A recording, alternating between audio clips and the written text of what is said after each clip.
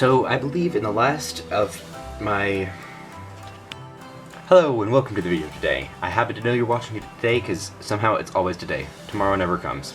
Anyway, so I think in the last Dice Tower video I did, it was like a year ago or something, I said I might not do any more Dice Tower videos unless if I do some more or something along those lines.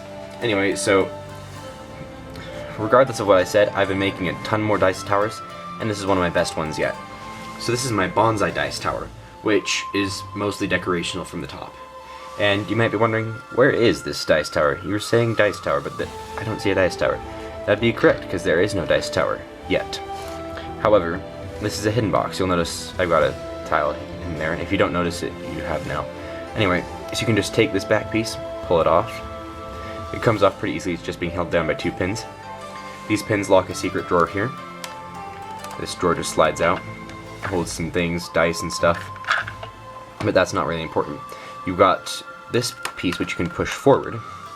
You turn this around, this front piece is popped off, and the dice tower has begun sliding out. You can finish sliding it out. This is an initiative tracker over here, and you can move this up. Let's see, do I have a dice around here? Yes, I do.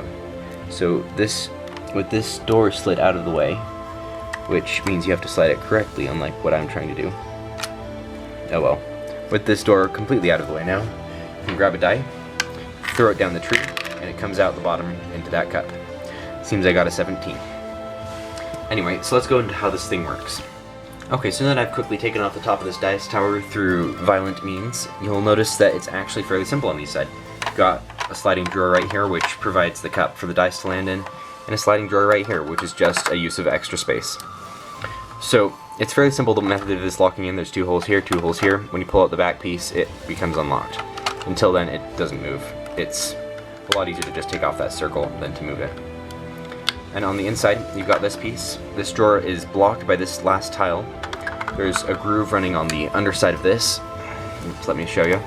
This tile just slides in there, which means it gets locked as it comes to the end, giving you a pretty just a clean cut there.